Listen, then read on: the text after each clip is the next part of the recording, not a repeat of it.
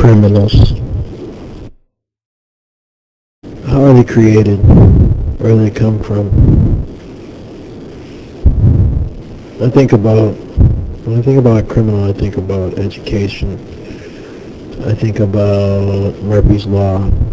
I think about things that one person deems evil that another person may not deem evil. So, what is freedom? What is freedom? The answer to the question is who has the right to judge what your freedom is. All laws are written, they're comprehensive, they have every reason to be there.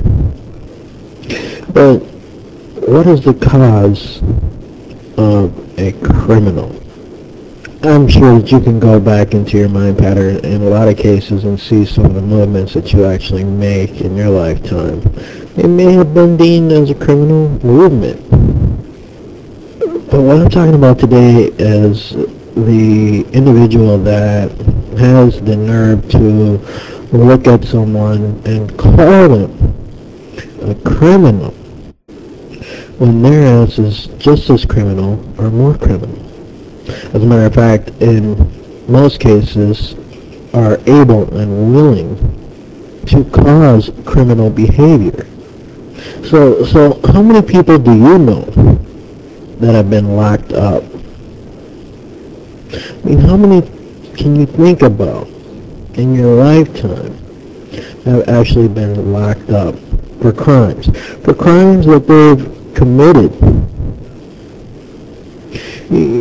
All kinds of things come to mind when I think about criminality. Think of the power of suggestion as one factor involved in criminal behavior. Rolling with the gang. You talk about peer pressure. You talk about following the crowd and the difference between following the crowd and being a leader. How many times have you been faced with the issue of rolling with the gang and not being able to compare it to government? These are the things that I want you to see early enough to comprehend what's actually going on in society at this particular point in your life. I want you to be able to see that rolling with the gang, that pattern that deems you as criminal, is that same pattern that creates criminal behavior. So how do we get out of that as an issue? How many people do you think are really punishable for crimes but haven't been punished? And who do you think is the actual judge of those crimes being punished?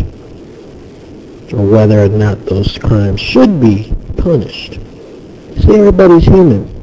Everybody with the title, everybody with the position, they're all human.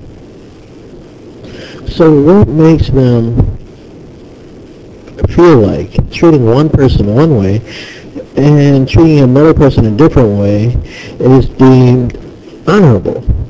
See, who is a criminal and who is punishable, and also that's not really the problem at this point.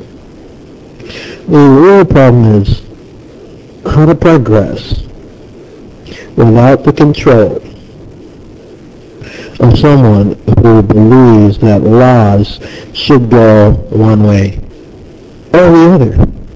One way for some people and the other for others.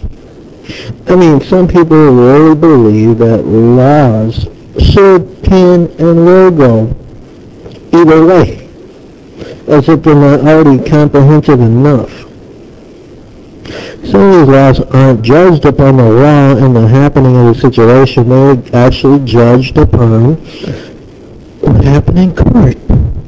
The attorney screwed up somehow, and the person who's being the person who's being brought to justice gets out of it because the attorney made a mistake. These are the issues that we're overlooking.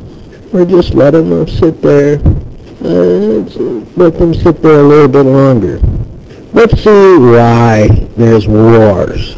Let's see why there are issue after issue after issue. There's so many issues that we don't comprehend why the hell some of these things are happening. So let's have an understanding for if an alien ever does touch ground, why some people would be siding with the goddamn alien. Let's have an understanding for this. Let's have an understanding for if a large enough war happened. For instance, at this particular point, they say the next large war is going to be Asia against America.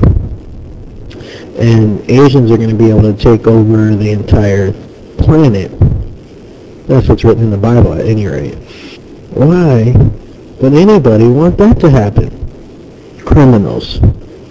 What gives anyone the right to live the way they want to live? And how do they accomplish getting to that point? I'm going to let you comment on that particular question and see what it is that's going through your mind when I say criminal.